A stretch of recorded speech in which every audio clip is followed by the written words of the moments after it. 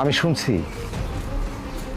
এই পুরা জায়গাটার উপরে এক সময় হিন্দু রাজা জমিদার বাস করত, আর এই ভিটাগুলোর মধ্যে অনেক পুরাতন কিছু রয়ে গেছে, ধন সম্পদ, এগুলো সবার মুখে আমি শুনেছি।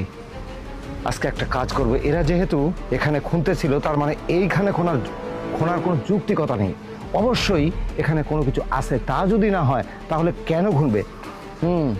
আজকে আমি দেখব, সম্ভবত কাজ হয়ে যাবে, দেখি।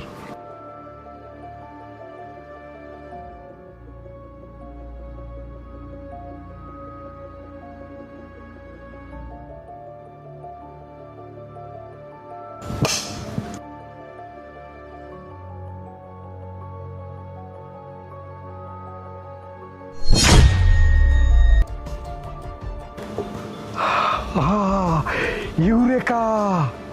হ্যাঁ, এই সেই সোনার মূর্তি। হ্যাঁ,